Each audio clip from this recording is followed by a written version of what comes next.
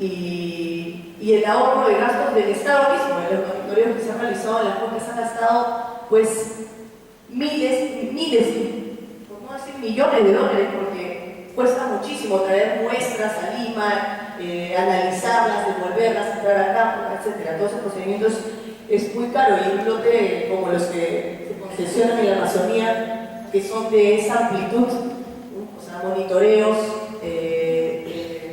evaluaciones de ese tipo son carísimas. Entonces creo que hay una necesidad de incorporar una lectura económica también a esto, de ahorro al Estado, de prevención del conflicto en la coordinación, y sobre todo cuando tenemos escenarios donde está por ejemplo, en el caso del lote 1B, ¿no? Está por terminar el contrato petrolero, y ¿qué es lo que señala la norma? Que todos los pasivos ambientales que queden son responsabilidad del Estado. Esto hace un costo enorme para el Estado. Entonces, si preveemos estas situaciones y hay monitoreos a tiempo que puedan prevenir además los costos de expansión, que cuesta la expansión de esta contaminación, porque el monitor va y a tiempo reporta un sitio contaminado, un derrame, entonces se previene también una situación de expansión de estos sitios contaminados, que se puede también, desde la lógica económica, decir, me ahorro, y además ahorro al Estado, porque ya no pasa a ser un sitio que a la larga va a ser identificado y termina siendo asumido por el Estado, y además termina afectando la confianza con la comunidad, ¿no? Perdiendo incluso la licencia social de las mismas empresas. Bueno, gracias. Muchas gracias. Gracias a Fernando Camoco, que nos presentó este segundo momento del panel, y el tercer momento dejo en la palabra a Pilar Camero, de Derecho Ambiente y Recursos Naturales DAR, con las perspectivas y propuestas desde las experiencias de la sociedad civil para la institucionalización de la vigilancia y el monitoreo ambiental y social. Muchas gracias. Brevemente, hay mucho que hablar sobre el tema de vigilancia y monitoreo, pero empecemos por algo crítico, y es la vigilancia y el monitoreo ciudadano, y dentro de la ciudadanía, el específico que desarrollan los pueblos indígenas es un derecho, y como tal debe ser garantizado por el Estado. Existen ya una serie de iniciativas espontáneas que han surgido desde el seno de las propias localidades, comunidades indígenas, andinas, amazónicas, pobladores reunidos en el marco de sus formas organizativas, apoyados con organizaciones no gubernamentales, incluso cooperación técnica internacional, y relevante justamente para contribuir a algo importante, la gobernanza. En el tema ambiental y social, la gobernanza es totalmente relevante. La contribución que se puede hacer a partir de las múltiples experiencias para aportar en los múltiples procesos, tanto desde el otorgamiento mismo del derecho como cuando hay diversas operaciones, tanto en el ámbito extractivo como la misma gestión del territorio, es el salto cualitativo que se espera con esta norma. Consideramos que es muy relevante dar este reconocimiento. Podemos conversar sobre una serie de iniciativas, por ejemplo, una que se mencionó es el tema de las veredas forestales. Es un claro ejemplo cómo poco a poco se va posicionando desde una iniciativa de organizaciones indígenas o desde una iniciativa comunitaria. Muchas de estas, además, en esta etapa con un apoyo significativo, como por ejemplo el del proyecto Amazonía Viva, con el impulso de la Unión Europea y WWF Alemania, que llevan a ver cómo hay esfuerzos donde incluso la cooperación puede llegar a que experiencias vayan relevando. Pero ¿por qué les cuento esta experiencia? Porque, por ejemplo, a partir de aquí, los monitores y lo que ha venido a hacer la veeduría ya tienen convenios con autoridades del Estado. O sea, el Estado ya los está reconociendo y está incorporando. E incluso mucho de este trabajo viene siendo y documentando acciones en procesos de fiscalización de los recursos forestales y de fauna silvestre. Y se toman en cuenta incluso en procesos judiciales. Entonces, eso quiere decir que los mecanismos de vigilancia pueden incorporarse. Pero ¿cómo hacer de esto que sea algo siempre vinculante, que se extienda a todas las actividades y además que no sea discrecional? Porque ahora depende mucho de la empatía, de la buena gestión, además, que están teniendo algunas autoridades dando esta apertura, para que esto se institucionalice y se genere algo mayor, creemos que es relevante la propuesta normativa. Una institucionalización además y una articulación efectiva, eficaz, eficiente al Sistema Nacional de Gestión Ambiental. Es decir, que en los procesos de evaluación ambiental en el marco del CEIA, el Sistema de Evaluación de Impacto Ambiental, que forma parte del Sistema Nacional de Gestión Ambiental, que en el marco del CINEFA, el Sistema Nacional de Evaluación y Fiscalización Ambiental, cuyo ente rector es la OESA, que en el marco de los procesos de gestión para el SINAMPE, en el marco de todos los múltiples instrumentos como el CINIA, el Sistema Nacional de Información Ambiental, se considere la actuación e información que sale desde la vigilancia. Son múltiples las experiencias, ya no comentaré más de ellas pero lo que sí quisiera recalcar es el gran reto de la institucionalización. En una articulación eficiente, eficaz, el empoderamiento de estos espacios va a ayudar a una gobernanza. Acordémonos a negar que en la localidad de las Cuatro Cuencas, Espinal, el trabajo en el Bajo Urubamba, entre otras localidades, la presencia del Estado no es suficiente, es muy débil. En algunos casos hay una ausencia o una temporalidad en la presencia y atención del Estado, no solo en las autoridades mismas, sino en la atención de servicios básicos. La articulación y el empoderamiento a través de estos sistemas organizativos autónomos o que tienen este tratamiento van a dar no solo una alerta, sino también una contribución, porque llenando ese espacio pueden además ayudar a una mejor gestión en los territorios. La vigilancia no solo el tema de monitoreo se traslada muy bien y calza bien en lo que tiene que ver cómo se identifican, cómo se dan las muestras, cómo se da un testeo constante de cómo está el estado del territorio de la concurrencia de una o más actividades extractivas. La vigilancia abarca eso e incluso más, porque es un aseguramiento de derechos.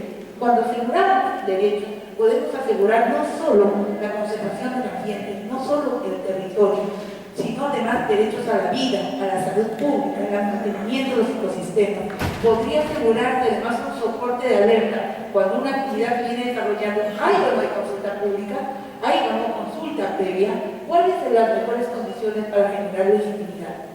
Entonces, el aporte cualitativo que puede dar a mejorar la gobernanza ya se ha reconocido por múltiples autoridades y creemos que es el gran reto el fortalecimiento de las políticas públicas y su escalada a un nivel como sería una ley, para fortalecer la institucionalización, para relevar y dar este carácter tan necesario para una buena y efectiva gestión. Quisiera decirles aquí que también hay muchos retos, el sistema mismo y la articulación estatal allí, como por ejemplo en el caso de las tendrías con el SINAFOR, que es grande, el SINAFOR es el Sistema Nacional para la Gestión de los Recursos Forestales y de Fauna Silvestre, también forma parte de este gran reto. En esta vigilancia, lo que consideramos importante es que a partir de este reconocimiento por las autoridades, ya podrá ser vinculante este trabajo. Es decir, la autoridad podrá tomarlo no solo a discrecionalidad, sino se obligará a considerar esto como un mecanismo para su reporte, para su propio testeo. Esto va a generar un canal de doble vía y va a permitir un cruce de información. El Estado recibe información por parte de las empresas, desarrolla sus propios canales de información a través de los mecanismos de evaluación, supervisión y fiscalización, y también lo generaría en un contraste con la información de los monitores, con la información de los vigilantes. Las experiencias son múltiples, incluso cuando ha participado ORAU en su experiencia comentó las veedurías. También hay trabajo, por ejemplo, para la vigilancia de territorios donde hay, por ejemplo, pueblos indígenas en aislamiento voluntario. ¿Cómo se aseguran esto? Experiencias de gestiones adicionales que tienen que ver con cómo se dan alertas tempranas o cómo se podría contribuir a generar capacidades para la dinámica y fortalecimiento de los procesos de consulta. La gente es muy amplia, los retos son muy grandes.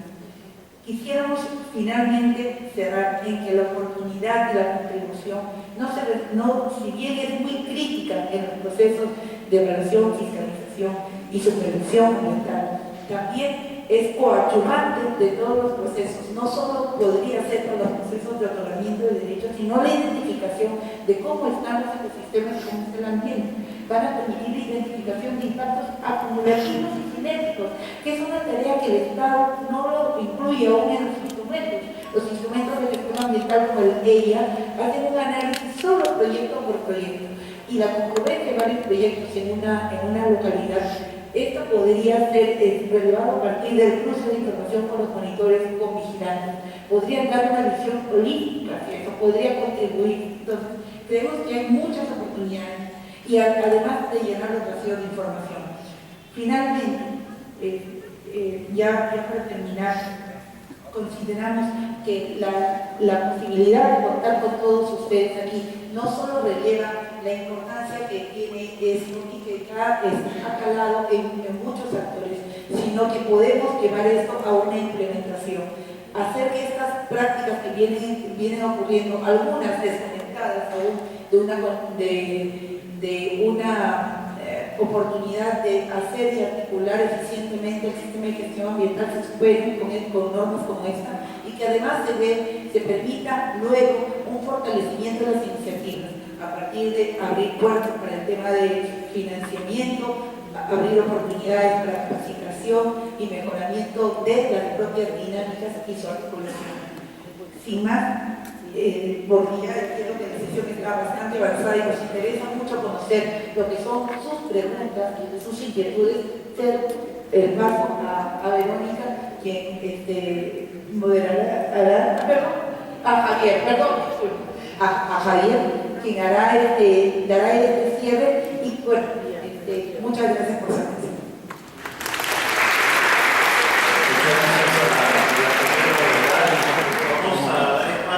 A respuestas a las preguntas que ustedes han hecho en los peritos que se pasaron, y para ello vamos a invitar aquí al atrio, al lado de la mesa, a algunas de las personas que no forman parte de los paneles, de los tres paneles, para que respondan a sus preguntas. Vamos a invitar en primer lugar a Jorge Casanova, por favor, de la Municipalidad de Pinar, por favor, por aquí, para que pueda dar respuesta a algunas de las preguntas que ha recibido de su parte. Básicamente vamos a invitar a las personas que han recibido preguntas de parte del auditorio. ¿Sí? Por favor, don Jorge Casanova. Gracias. Muchas gracias. Tenemos una referida a por qué MINAM tiene recorte de atribuciones en su gestión ambiental para el caso de Espinar. Hay un tema así muy directo referido a que los funcionarios públicos que observen los EIAs aprobados son sujetos de sanción administrativa. Es un tema que lo han establecido y ya. Y los otros aspectos están en función a los proyectos que estarían ingresando a Espinar. Una reducción a 45 días de evaluación de los EIAs por las entidades especializadas. Esto, como ya ha sido mencionado por ARF, precisamente afecta a la calidad de esa evaluación y hace la recomendación de observaciones pertinentes para mejorar la propia intervención minera y los efectos sobre la población. El otro tema de este reporte de atribuciones es de que cuando OEFA registra un incidente ambiental en la zona, por ejemplo, de Espinar, que se han producido varias, las multas que va a señalar se reducirían al 50%.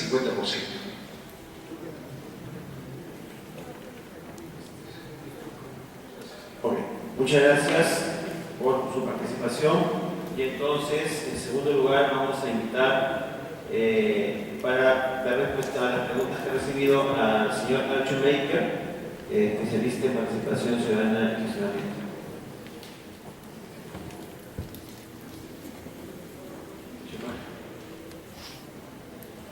Listo, tengo varias preguntas acá. La primera viene del sur del país, de Arequipa, donde dice hay mucha pequeña minería y eso no es competencia de la UEFA, sino de los gobiernos regionales, ¿no?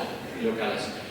No tiene suficiente presupuesto ni personal, entonces, ¿cómo podríamos hacer y qué prevé el proyecto de ley en ese sentido?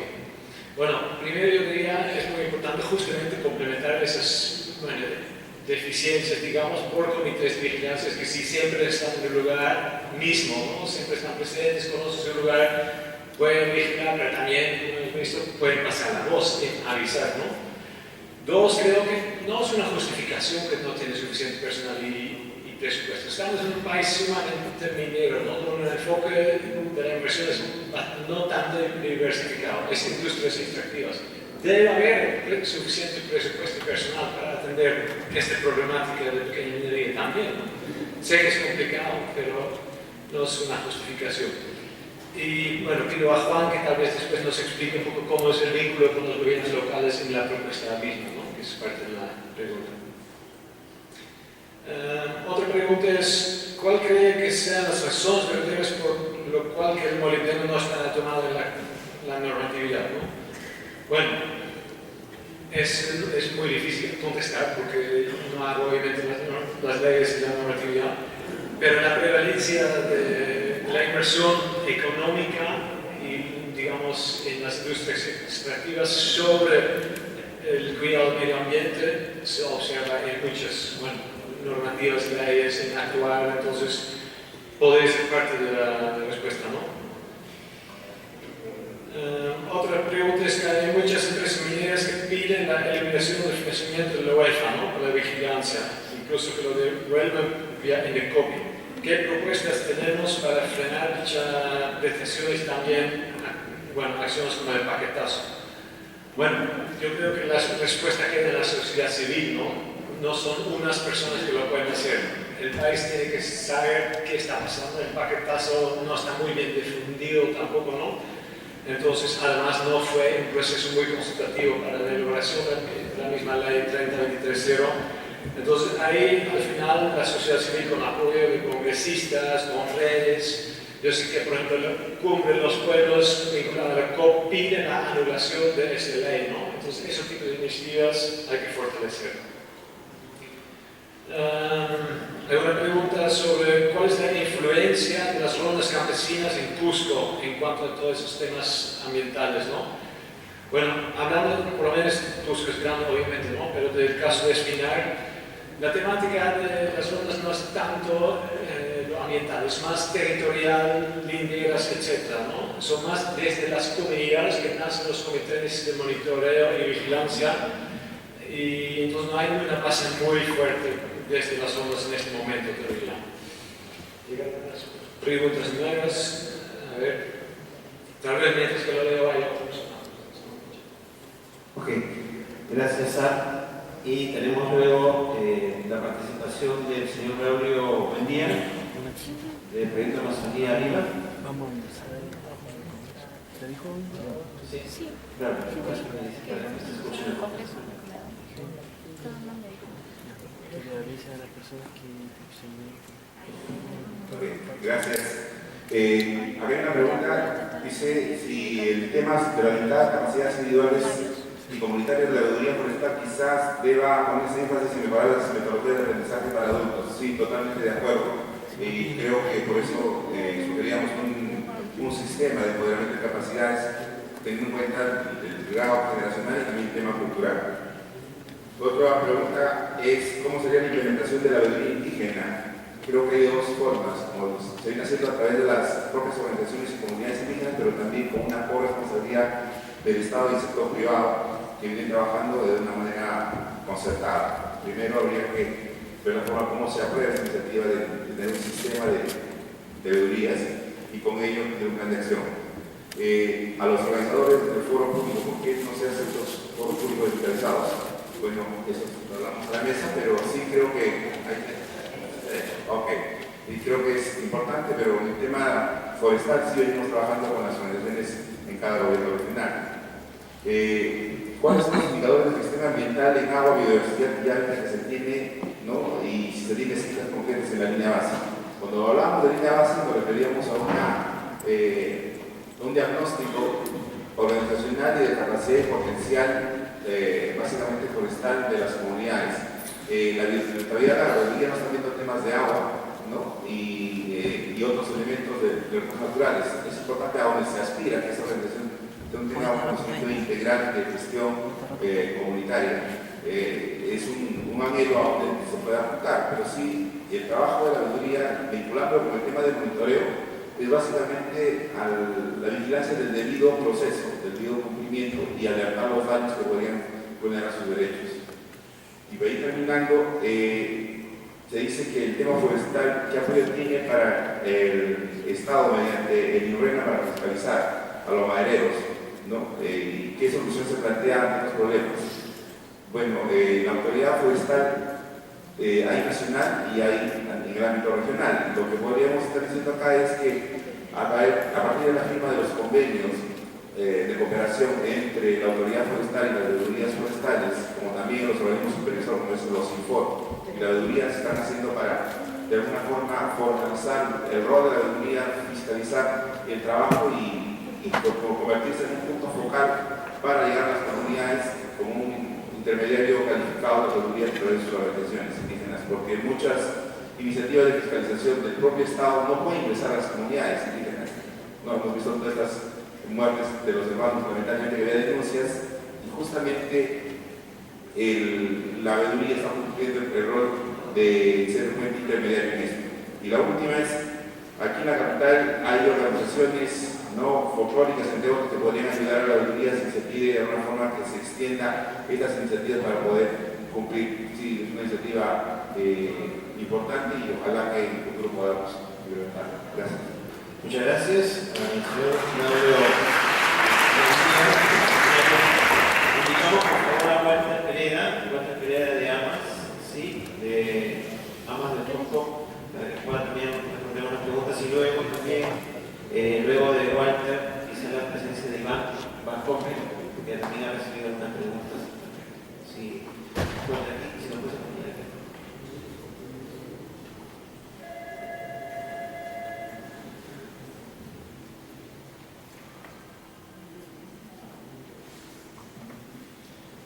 Gracias. Tengo dos preguntas. Una de ellas es sumamente difícil de responder, pero por lo menos voy a responder la primera, que es más posible de comprender. Dice, ¿contra qué estándar ha comparado los resultados de su monitoreo si aún no tenemos un índice nacional o andino de macroinvertebrados? Nosotros nos regimos por dos tipos de países, ¿no? O sea, hay dos índices que han sido legislados ya. Uno es en Chile y el otro es en España. De ambos hemos recogido la metodología de comparación que ellos tienen, y esa es la que aplicamos en el caso nuestro. Esto está siendo validado por la Universidad Nacional de Trujillo y también se está trabajando en este tema en la Universidad Nacional de San Marcos. De tal manera que lo que se necesitaría en todo caso es que se legisle los estándares de calidad ambiental visualizados a través de los macroinvertebrados. Entonces, esa es la primera pregunta. La segunda pregunta, esa era difícil, como le digo. ¿Cómo fortalecer y consolidar la vigilancia y el monitoreo entre las autoridades jurisdiccionales, las rondas campesinas y las autoridades de la justicia ordinaria, como los jueces, fiscales, etc.? Hasta ahora, en algún momento hemos intentado apuntar en diálogos sobre procedimientos de la Administración de Justicia en zonas donde están trabajando o interviniendo las rondas campesinas. Y tanto fiscales como jueces, para ellos ha sido muy difícil aceptar la intervención de las rondas campesinas en su capacidad de administrar justicia. Entonces, creo yo que este acercamiento respondería en todo caso a todo un proceso de relaciones interculturales que tendría que trabajar incluso más el tema de la justicia consuetudinaria, que además ya está aceptada por la Constitución del Perú. De tal manera que creo que por ahí va la cosa. Iniciar los acercamientos correspondientes para que en su calidad de dirigencia las rondas campesinas promuevan el acercamiento de las autoridades para que las autoridades acepten lo que se está trabajando. Y definitivamente, si se tiene el amparo de una legislación correspondiente sobre los monitoreos que provienen de la organización de la sociedad civil, Esto sería una base muy importante. Muchas gracias. Muy bien, muchas gracias también a Walter Pereda de AMAS, y vamos a dejar a Ivana Pascope y vamos a invitar a la mesa también a Lisandro Cauca para que también responda luego algunas preguntas. Te dejo, Iván. Gracias, Javier. Sí, yo tengo dos preguntas. Una dice si existiría un acuerdo para hermanar todos los esfuerzos en defensa de la naturaleza a través de este tipo de iniciativas legislativas que tienden a la institucionalización de la vigilancia natural ambiental. Por supuesto que estoy de acuerdo, ¿no? Yo he hecho relevancia en que el proceso aquí en el Perú siempre es articulado en las ONGs, en el tema de la sociedad civil y de las organizaciones cívicas. Creo que lo que he podido ver es que hay un respeto muy amplio a lo que es la estructura orgánica, ¿no? Es decir, las comunidades locales, regionales, intermedias. Creo que ese proceso de construcción participativa de una ley hace muy bien, digamos, a la democracia en un país, y obviamente hace muy bien a la eficacia después de la norma, ¿no? Yo simplemente aconsejaría que para un nivel, digamos, más regional, de trabajo más articulado, también se pueda tomar en cuenta al nivel supranacional, que tiene que ver con la coordinadora de pueblos indígenas de la cuenca amazónica, ¿no? Es decir, la COICA, porque este proceso de construcción de esta norma tan importante en el Perú puede ser también reflejada en otros procesos de los demás países, que de repente a la congresista puede ser esa sugerencia, ¿no? de articularse también de la COICA.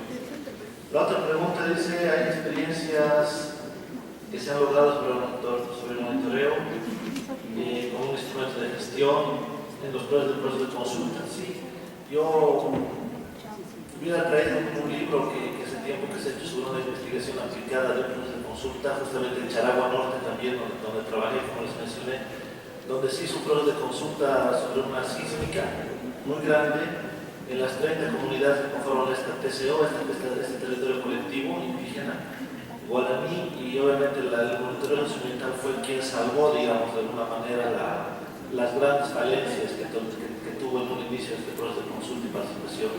Así que creo que se tiene que apuntalar mucho, digamos, el tema de consulta, por lo menos en hidrocarburos, en minería, el tema de estas experiencias de los comités de monitores locales, porque es muy útil para la información y para la retroalimentación de los EIAs, pero además inclusive para hacer seguimiento a las actividades en cuanto a su desarrollo posterior. Muy bien, muchas gracias a Iván Pascope, y dejo la palabra a Lisandro Cauca. Gracias. Pregunta dice, ¿los resultados de los monitoreos ambientales realizados por los comuneros son atendidos por las entidades competentes y en qué tiempo? ¿A qué entidades hacen llegar los resultados del monitoreo? Bien, los promotores en materia ambiental tenemos un voluntariado, y los reportes, las ocurrencias que pasan en la comunidad, primero reportan a la misma comunidad, lo informan mediante una asamblea comunal y luego a la federación base local, y luego nos hacen llegar los resultados, las ocurrencias en un registro mensualmente, y como organización regional nosotros sistematizamos todo lo que pasa, esas ocurrencias en materia ya sea en salud, lo social que pasa, ¿no? Los compromisos que asumen a veces las empresas. Ahora, ¿a qué entidades hacemos llegar? Como esta cosa es voluntariado y lo tenemos, pero alguna vez hemos denunciado algunos incidentes, por ejemplo, básicamente el año pasado ante la UEFA, un incidente de derrame, ¿no? De jugos de petróleo. Entonces los resultados demoran un poco tiempo, pero en esta oportunidad el resultado de la UEFA, a veces los puntos que pone la entidad no es donde deberían de hacer la verdadera monitoreo, porque una empresa de entidad pone donde no es suficiente, básica. Pero esta vez con el apoyo de promotores, donde están viendo, hemos ha salido, y la quebrada Cachiaco, donde está operando la empresa Maipolgas, salió con color naranja. Entonces, El resultado asumió claramente que los informes, UEFA cumplió de informar a la comunidad, pero sin embargo hasta la fecha no tenemos resultados. Tuvieron una reunión después de ejecutivos con el gobierno regional de Loreto, diciendo que en materia de salud todo estaba mal, pero sin embargo no hay esa implementación relacionada a muestra que los resultados salieron que la quebrada Cachiaco tiene plomo, cadmio. Entonces no hay un resultado inmediato, pero de parte del gobierno regional ni de nacional en materia de salud, en tema ambiental. Sigue tomando los mismos aguas de esa misma quebrada. Solamente quedaron en actas firmados completamente y se quedó ahí. Entonces la comunidad ahorita está esperando, hay promesas que van a ir, están haciendo nuevos estudios de valoración económica para hacer todo este proceso, pero se quedó. Y ahora que esperamos, hay un nuevo cambio en el gobierno regional, esperamos que el nuevo presidente regional asuma estas responsabilidades, ¿no? Entonces eso es lo que... Pero ese sentido todavía es por eso que estamos trabajando que esta cosa se institucionalice, parte de eso, porque sin eso todos los trabajos, los resultados correctos que tenemos para la institución competente no es una válida para ellos, porque no están autorizados para hacer el tipo de monitoreo y vigilancia comunitaria. No sé si se ha respondido. Gracias. Muchas gracias. Estado Cauca. Y ahora vamos a darle la palabra a Tami Okamoto. ¿Le preguntas, no? Ya, entonces a Pilar Camero, que sí tiene preguntas también. Brevemente, la pregunta es, ¿cree usted que el monitor ambiental comunal está capacitado para hacer un reclamo administrativo judicial respecto de los resultados de un reporte ambiental efectuado por técnicos del Estado? Y la causa es que el reporte, ¿a causa de qué? De que el reporte ambiental se contradice con los hechos. Bueno, aquí hay dos puntos, ¿no? El primero, el que muchas veces se cuestionan los resultados de parte de las autoridades. Entonces, si se quiere un contraste de información, por supuesto que podría, y de hecho para eso cabe la relevancia de los sistemas de vigilancia y monitoreo ambiental y social comunitarios o cualquier otro sistema organizativo, ayudaría justamente ese contraste.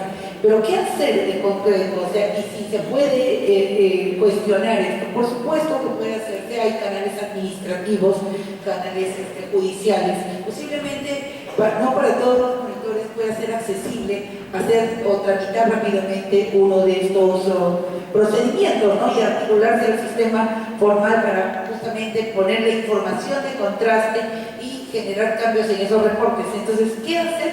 Articularse. De hecho, los monitores si bien es cierto, son personas, no van a trabajar a nivel individual, sino van a trabajar colectivamente articulados en el seno de una comunidad, en el seno de una federación o organizaciones de sociedad civil articuladas, individuos articulados en espacios nuevos, que serían estos espacios organizativos que con este reconocimiento muy bien pueden trabajar. A nivel organizativo se cubren una serie de falencias. De hecho, Lizardo, ahora último uso de la palabra, ha comentado cómo la organización indígena, para el caso de la U, da esa plataforma y soporte para poder llevar estos temas ante las autoridades. Entonces, termina de fortalecer los canales procedimentales. Esto implica de todas maneras retos para que la mayor cantidad de capacidades aniden entre los monitores mismos y este sistema sea mucho más efectivo, pero la articulación y el soporte están. Y finalmente, aun cuando esto no estuviera, todo ciudadano a pie con una simple denuncia debe articular y dirigirse al Estado, y el Estado está obligado a tomar en cuenta esa información y darle una respuesta. Todos los ciudadanos tenemos derechos y el Estado debe garantizar el ejercicio de estos derechos, y parte de eso es la respuesta ante cualquier denuncia, alerta dada por las personas. Bueno, muy bien, muchas gracias a Camilo. Y dejamos el uso de la palabra a Juan Astre, asesor del despacho universitario de comunicación. Bueno, hay dos preguntas que se refieren están muy vinculadas, ¿no? Una se dice que aquellas comunidades que se encuentran fuera del área de influencia directa de un proyecto, por ejemplo, un área de influencia indirecta, ¿cómo se haría en ese caso? La ley, que ojalá lo vamos a aprobar, establecería que cualquier comunidad de cualquier sitio tiene el derecho de presentar su reporte, estableciendo que ahí se debe considerar, ahí está su punto de vista, ahí lo va a hacer visible su punto de vista de esas comunidades que están fuera del área de influencia directa, ¿no? O sea, están en la zona indirecta. Si dice que si los monitoreos ciudadanos y privados son certificados por el gobierno, no, o sea, la ley precisamente establece que los reportes ingresan de frente, o sea, deben ser considerados como referencia. No necesita hacer una certificación ni ninguna validación. Lo que pues, se puede hacer es que para efectos de análisis comparativo, el Estado dice, bueno, acá tenemos un protocolo, esos son los indicadores, ¿cómo que ustedes esos indicadores? Para ver la sustentación, ¿no? La consistencia. Entonces, ellos valorarán, pues, a lo mejor cogen una parte que les parece interesante, ¿no? Y otra dice, bueno, cuestionamos esto porque no nos parece, pero ya esa será materia de que ellos lo sustenten, y ahí se establece una relación. Correcto. En las otras preguntas, un proceso de monitoreo será efectivo, será rápido y de respuesta. Bueno, acá, cuando tú presentas tu reporte, inmediatamente estás exigiendo que vengan. Por ejemplo, había un derrame en el caso de Camisea, ¿no? Nos reportaban, nos avisaban rápidamente al despacho. Y avisamos a la gente en Cusco, entonces se acercaron rápidamente y dijeron, acá hay un derrame, ¿no? Para que vayan. Le avisamos incluso a UEFA. Pero la empresa no, por ejemplo, no, de hecho no nos ha equivocado, es un derrame anterior, y sí había el derrame, que había sido reciente. Entonces, ¿de qué depende la atención rápida? El reporte, establecemos ahí que tienen que respondernos, y hay que exigir que la respuesta sea lo más inmediata posible, ¿no? Va a depender un poco también de la incidencia, porque también nos pueden decir, te respondo o te respondo de aquí a... ¿no? Si es el reporte dice que tiene que estar alerta, a lo mejor tenemos necesidad de que nos respondan rápidamente. Sería inhumano que uno dice, ocurrió un derrame y hay un problema de ambiente y de salud y no se inmediatamente no se acerquen a la zona, o sea, sería absurdo. Entonces eso se puede poner, vamos a revisar si podemos poner algún plazo ahí o el mecanismo de respuesta directa, ¿no? Y bueno, creo que acá hay en realidad dos preguntas que tienen razón las dos cuando dicen, en un caso se requiere considerar lo que es la formación de capacidades de los monitores, el Estado tiene que colaborar con esto, que me parece importantísimo, ¿no? Eso obviamente tiene que estar. Y lo otro es, ¿qué hacer en casos de, hay parámetros como el caso que se informó del Polidema u otros, parámetros que no tienen estándares? Entonces dice, la autoridad dice, no, mira, no podemos hacer nada porque no tenemos el estándar, no hay como castigarlo en nada. En esos casos, bueno, está el informe, se puede poner una referencia a la situación porque ahí hay que aplicar el derecho precautorio. O sea, por si acaso uno sabe qué daño puede causar eso, entonces tenemos el derecho de precaución para exigir una atención inmediata y el Estado atiende en esos casos. Por ejemplo, se puede tomar como referencia, como se ha hecho en otros casos, un estándar de calidad de otros países. Se asume eso, por ejemplo. Y hay una pregunta que es la más fuerte que estoy dejando al final.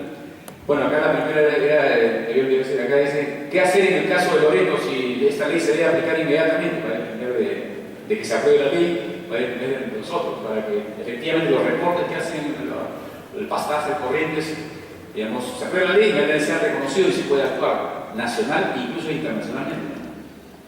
Y finalmente hay uno sobre el ordenamiento territorial que me pregunta un amigo de un consultor externo de Pronaturaleza, me dice, ¿qué relación tiene el presente proyecto de ley con el ordenamiento, con la ley o el proyecto en realidad del ordenamiento territorial a promulgarse próximamente? Claro, hay un artículo que se ha colocado en una parte en el proyecto de ley que señala, en base a la experiencia concreta, por ejemplo en el Pastaza, que hay áreas llamadas críticas donde hemos estado presentes y la gente dice no podemos seguir viviendo aquí. Son áreas en las cuales es imposible continuar viviendo ahí y hay que ver una manera de cómo se reubican, desgraciadamente, en una zona que es un pueblo indígena. Y hay otras zonas que en el artículo se llaman áreas libres de industrias extractivas. Porque si tú avanzas y un bloque petrolero es migrante y la contaminación se expande y tiene influencias, tiene que haber un área mínima, básica, en la cual la gente pueda estar ahí y sobrevivir. Prácticamente es un área libre, porque si le pones un bloque o otro bloque y le tienes la contaminación, ya mejor el que sale último apaga la luz, ¿no es cierto? Entonces tiene que haber áreas, y eso tiene que ver con obviamente, también tiene el derecho, antes de que llegue el proyecto, la gente de la comunidad puede elaborar un reporte que dice, dadas las circunstancias en que nosotros tenemos, estamos extrayendo medicinas o de estas plantas medicinales en esta zona, estamos trabajando en un área acá que nos sirve para nuestra alimentación y nos afectaría mucho que ingrese un proyecto en esta zona, hacen su reporte y lo presentan. Que eso no es vinculante para efectos de que el Estado decida el ordenamiento territorial, será el problema del decidir del Estado. El Estado estaría decidiendo contra ese reporte, contra que tiene validez, ¿no es cierto? Ya la comunidad tendrá la forma de difundir esa opinión pública que va a tener un peso político. Ese es el conjunto de preguntas. Gracias. Muchas gracias a Juan Astre. Y finalmente dejamos en el uso de la palabra a la congresista Verónica Mendoza, que dará respuesta a algunas preguntas y también con la parte final y la clausura del foro público. Sí, muchas gracias, Javier. Muchas gracias a todos y cada uno de ustedes por habernos acompañado esta mañana. Voy a tratar de responder rápidamente a las preguntas. Una tiene que ver con la necesidad de garantizar una mejor educación a los comuneros para que puedan efectivamente constituir esos espacios de monitoreo ambiental. De acuerdo, siempre y cuando entendamos que la tarea es de ida y vuelta, pero principalmente del Estado, ¿no? En primer lugar, de efectivamente garantizar educación intercultural bilingüe, en el caso de comunidades específicamente de parte del Estado, para poder empoderar más a estas comunidades y puedan acceder más fácilmente a la información referida al sistema de gestión ambiental u otra, pero también la responsabilidad y el deber del Estado de hacer que sus instrumentos, sus herramientas, sus documentos sean cada vez más disponibles, transparentes, interculturales y orales. Es el Estado el que tiene que hacer el esfuerzo de traducir, ¿no?, las leyes, las normas en herramientas didácticas que sean entendibles por las comunidades, por ciudadanos comunes y corrientes como nosotros también, porque no todos somos abogados ni expertos en derecho ambiental, ¿no es cierto?, y adaptarlos a la realidad cultural de estas comunidades. Ese es el rol del Estado principalmente, ¿no?, e inclusive entender que la cultura oral es predominante en estas comunidades y hacer un esfuerzo para traducir también a herramientas radiales, audiovisuales, este tipo de información. Pero también más allá del tema de la educación, de la necesaria educación de las comunidades, creo que quisiera rescatar algo que dijo alguien en esta mesa hace unos momentos. Es fundamental, más allá de la capacidad de poder desglosar, traducir un documento, una norma, es la necesidad de que las comunidades y los monitores de las comunidades tengan claridad política, ¿no?, tengan claridad respecto al proyecto de vida que están defendiendo y claridad sobre sus derechos, y que entiendan que este tema de la vigilancia, el monitoreo y el reconocimiento que tiene que hacer el Estado de él no es un favor, sino un derecho. Creo que eso está incluso por delante de otros aspectos. Menciona alguien, se pregunta, ¿no?, cómo mejorar la calidad del medio ambiente sabiendo que nuestro territorio está siendo concesionado de manera indiscriminada, ¿no? En efecto, estamos frente a una situación preocupante. Para dar algunos datos, el 48% del territorio de nuestras comunidades campesinas es objeto de concesión minera, así como cerca del 80% de nuestra Amazonía está localizada para actividades de hidrocarburos, aun cuando en efecto no todas estas concesiones sean objeto ya de exploración o explotación. En el caso de la Amazonía estamos alrededor del 25%, igual en efecto constituye una suerte de amenaza sobre el territorio. ¿Qué hacer frente a esto? Ordenamiento territorial.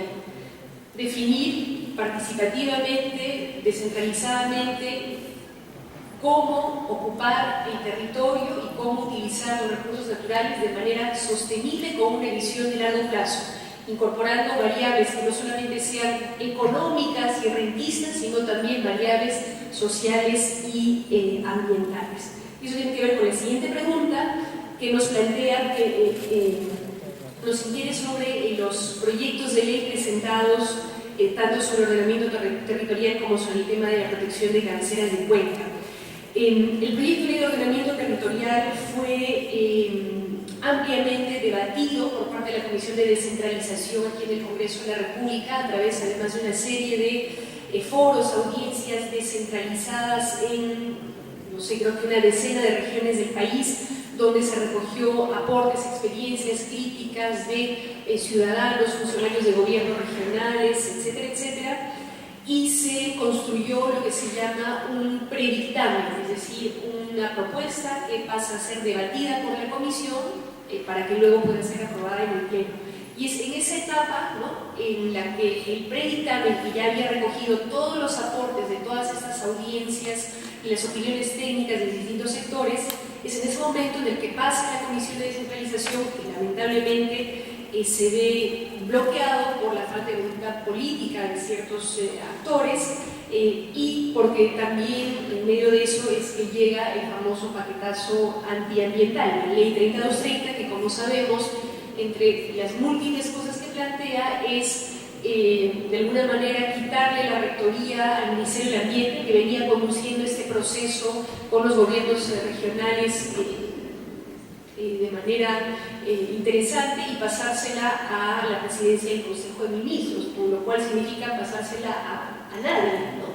Y que además señala esta Ley 3230 que el ordenamiento territorial sería meramente referencial y que no asistiría a usos ni exclusiones de usos, con lo cual seguiríamos en el estado actual, ¿no? O sea, ordenamiento territorial. ¿Para qué ordenar el territorio si al final nuestros planes de OT van a ser solamente referenciales, ¿no? La idea es que no, que sean vinculantes, por supuesto, revisables, actualizables en función de la realidad, de los avances de la tecnología y demás, pero tienen que ser instrumentos vinculantes. Entonces, lo cierto es que estamos en una situación de, ¿cómo decirlo?, de estancamiento en términos políticos, lo cual no significa que no tengamos que seguir impulsando el debate dentro y fuera del Congreso. En el caso de la propuesta de ley para proteger las cabeceras de cuenca, que nos fue entregada por la Marcha del Agua ya por febrero aún del 2012, quiero comentarles que fue ampliamente debatida y enriquecida con diversos expertos en la materia,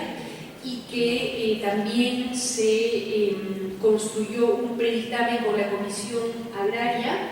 Estuvo a punto de ser debatida y aprobada, esperábamos nosotros en la Comisión Agraria, pero nuevamente se presentaron algunas resistencias de representantes del sector extractivo que temen que una iniciativa de esa naturaleza pueda entorpecer sus actividades y sus intereses. Entonces ahí también estamos en una situación de tensión y o estancamiento, aun cuando, quiero comentarles rápidamente, por ejemplo, en la Cumbre de los Pueblos que se ha llevado a cabo en Celemín el fin de semana pasado, desde la sociedad civil, con las organizaciones sociales, campesinas, nativas que estuvieron ahí presentes, se planteó la necesidad de reiniciar un proceso de incidencia para exigirle al Congreso que por lo menos debata estos proyectos, porque lo curioso es que tanto la Ley de Ordenamiento Territorial como la de Protección de Cabeceras de Cuenca no ha llegado ni siquiera, no ha llegado a ser debatidas en el seno de la Comisión. O sea, hay una resistencia a debatir siquiera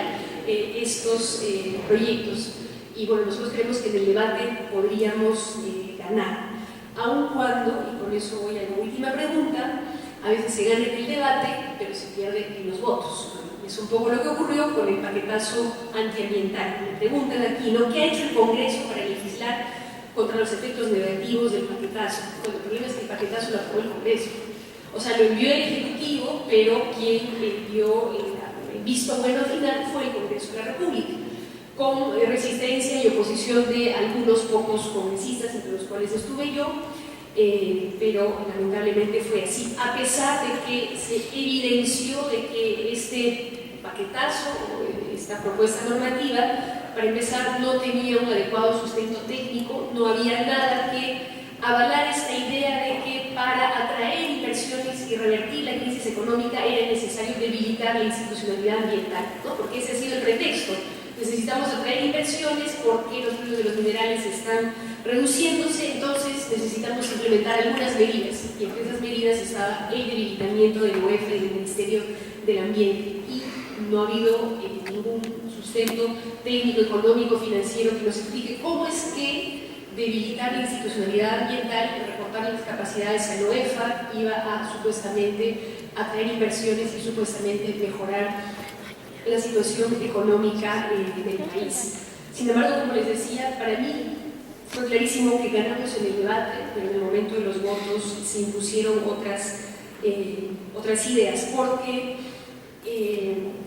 lamentablemente es cierto que, bueno, en la clase política en general y en el Congreso en particular es hegemónica esta idea de que la prioridad en el país es la variable económica, la generación de renta, y que para ello es indispensable seguir allanando el camino a las actividades extractivas en particular, ¿no? Incluso a costa del medio ambiente y a costa de los derechos de los ciudadanos. Y eso solamente se va a poder revertir con incidencia ciudadana a partir de organizaciones sociales, sindicales, comunidades, a partir de foros como estos, para exigir a la clase política, al Congreso de la República, que revise este tipo de normas. Y alguien mencionó aquí, volviendo a la Cumbre de los Pueblos, esta oportunidad que se nos presenta con la famosa COP20, ¿no? Este encuentro global sobre el cambio climático que se va a llevar a cabo en nuestro país en diciembre, en el cual los estados van a establecer un preacuerdo, ¿no? Con compromisos para reducir sus emisiones de gases de efecto invernadero y para financiar proyectos de adaptación, ¿no? Entonces, aun cuando no sabemos si tenemos alguna garantía de que este acuerdo en la COP sea del todo favorable y tenga el nivel de exigencia que la urgencia del tema del cambio climático amerita, creo que es una oportunidad para exigirle al gobierno, a la clase política, un mínimo de coherencia, ¿no? Si van a hablar de cambio climático y de protección del medio ambiente para la tribuna internacional, en la COP20, bueno, pues que demuestren en la práctica, demuestren en la legislación nacional, en las políticas públicas, en los proyectos y programas que realmente respetan el medio ambiente, ¿no? Y eso pasaría efectivamente por derogar la ley 3230. Temo que va a ser un poco difícil, pero creo que también depende un poco de nosotros, ¿no? De cuánto podamos incidir en el debate público para que se evidencie lo nefasto que es este paquetazo. Esas son las preguntas que agradezco infinitamente, aun cuando ameritarían una reflexión y un debate mayor cada una de ellas. Y bueno, ahora sí quiero dar pase sin mayor transición al cierre de este evento, reiterando el agradecimiento por habernos acompañado a lo largo de esta mañana, en la que hemos compartido con ustedes este proyecto de ley de articulación de la vigilancia y monitoreo ambiental y social, ciudadano e indígena en el Sistema Nacional de Gestión Ambiental. Ese es el título que tiene hoy por hoy la propuesta, que como ustedes habrán podido ver no ha nacido de un despacho entre cuatro paredes, sino que es el resultado de toda una confluencia de esfuerzos y generosidades que vienen desde la Amazonía, desde los APUS y los asesores de las cuatro cuencas de Loreto, desde la Municipalidad de Espinar y las comunidades de la zona, desde ORAU, desde AMAS, desde Derecho Ambiente y Recursos Naturales, desde la Red Muki y muchísimos otros que han contribuido a la construcción de esta iniciativa legislativa, que, como se ha dicho aquí, quiero subrayar rápidamente algunos de los aspectos centrales, busca reconocer el aporte de los monitoreos ambientales comunitarios, su rol preventivo y su rol de alerta temprana. Busca reconocer también su autonomía, reconocer y preservar su autonomía.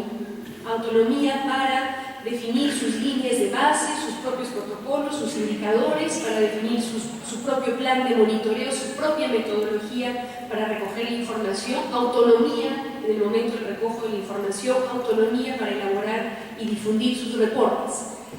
También planteamos que estos espacios puedan proponer eventualmente declaratorias de emergencia ambiental, establecer áreas críticas, que puedan realizar visitas inopinadas en la medida en que estas organizaciones de monitoreo ambiental van a estar registradas y reconocidas formalmente. Creemos que es perfectamente posible que puedan realizar visitas inopinadas. También estamos planteando en el proyecto de ley que empresas y Estado se vean obligadas a dar todas las facilidades del caso en cuanto a información, acceso, eventualmente logística a estas organizaciones para poder realizar su trabajo de monitoreo y vigilancia. Planteamos también la obligatoriedad para todas las entidades del Sistema Nacional de Gestión Ambiental, a nivel nacional, regional y local, la obligatoriedad de que involucren a las organizaciones de monitoreo y vigilancia ambiental en la planificación y en la ejecución de las actividades de monitoreo, vigilancia, supervisión y fiscalización ambiental. Planteamos también que las entidades del Sistema Nacional de Gestión Ambiental deban incorporar y utilizar obligatoriamente los reportes de las organizaciones de vigilancia y monitoreo ambiental e incorporarlos en todas sus herramientas de monitoreo, vigilancia, supervisión y fiscalización e incorporar estos reportes al Sistema Nacional de Información Ambiental y a su vez hacerlos públicos, de conocimiento público de manera transparente. Y planteamos también la necesidad de que las entidades del Sistema Nacional de Gestión Ambiental promuevan mecanismos de financiamiento para estas organizaciones de monitoreo ambiental. 2 o 3 ideas finales para ya dejarlo así. Es necesario precisar que no pretendemos sustituir a las entidades del Estado en su rol de garantes de los derechos, garantes del derecho a la salud, garante del derecho a un medio ambiente sano. La principal responsabilidad es y debe seguir siendo del Estado, por supuesto que sí. Y la idea de los espacios, las organizaciones de monitoreo y vigilancia ambiental es complementar, fortalecer esta capacidad de monitorear y supervisar de parte de las entidades del Estado. Y creo que esto resulta fundamental hoy más que nunca, justamente hoy, que como hemos comentado en la mañana, el organismo de evaluación y fiscalización ambiental ha sido debilitado normativamente y sobre todo políticamente, y que además está siendo acechado de varios lados judicialmente, bidding de copy, etcétera, etcétera, para recortar cada vez más su alcance y sus capacidades. Creemos además que es fundamental para reconstruir, en todo caso, construir confianza en los instrumentos del Estado en cuanto a monitoreo y vigilancia ambiental, porque como nos lo comentó Walter Pereira de AMAS, lo cierto es que hay una desconfianza enorme, tanto que ellos tomaron la decisión de no hacer su monitoreo ni con las empresas ni con el Estado porque no creían en ninguno de estos espacios, y eso hay que revertirlo. Eso hay que revertirlo porque el Estado debe ser garante de derechos y debe haber confianza entre los ciudadanos y el Estado. La idea también es facilitarle el trabajo a las entidades del Estado, porque como bien lo dijo el arco Aurelio Chino, ¿quién mejor que ellos, que la gente de las comunidades, quién mejor que los pueblos indígenas para conocer, quiénes más que ellos conocen su territorio y pueden identificar rápidamente y de manera pertinente los problemas de contaminación u otras amenazas sobre su territorio? Porque además, como nos lo ha dicho Lizardo de Oraú, el Estado demora. Él ha dicho, estamos cansados de enviar imágenes, información, reportar incidentes y no recibir respuesta, o recibirla semanas después cuando ya el daño está hecho o las evidencias han desaparecido. Entonces eso es lo que hay que corregir y creemos que el reconocimiento del trabajo de los monitores puede contribuir en ello. Para que no vuelva a ocurrir tampoco lo que ocurrió en el Pastaza, en el caso de la laguna de Chanchococha, por ejemplo, que había sido identificada años atrás por los monitores y que sin embargo no estaba ni siquiera registrada, ni siquiera existía para el Estado, con lo cual no podía, si no estaba registrada, no podía tampoco iniciar un proceso de remediación como correspondía. Para que no ocurra lo que ocurrió en Espinar, donde curiosamente el propio Estado, que había hecho un monitoreo, el Censopas del 2010, llegó al punto de desconocer su propio informe, el cual, cuando fue puesto a conocimiento en la opinión pública de parte de las comunidades, de parte de quien habla, fue negado por el Estado. El Estado se No tuvo reparo en decir que el informe era falso, que correspondía a otra área, etcétera, etcétera. Entonces, esas situaciones no se pueden repetir, mucho menos permitir que generen conflicto y muertes que hoy por hoy están impunes todavía, dicho sea de paso. Para que no vuelva a ocurrir lo que le ocurrió a Edwin Chota, que después de 11 años exigiendo titulación para su comunidad, exigiendo que el Estado garantizara sus derechos y pudiera erradicar la minería, la tala ilegal, lo que finalmente encontró también en este caso fue la muerte. Justamente para evitar ese tipo de situaciones es que necesitamos que se reconozca, se institucionalice el aporte de las organizaciones de monitoreo y vigilancia ambiental. Y el Estado tiene que entender que la participación ciudadana, que la participación indígena no es una amenaza, es un potencial.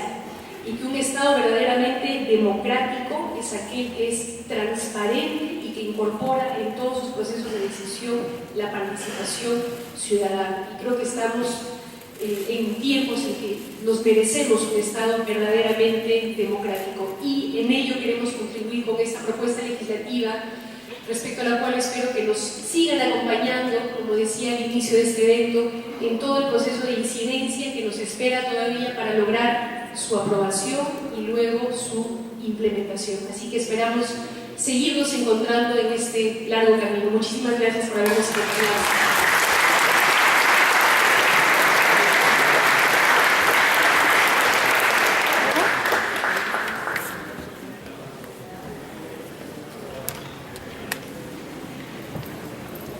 Tenemos por si acaso afuera un coffee break para todos ustedes también, agradeciendo su participación nuevamente. Buenas tardes.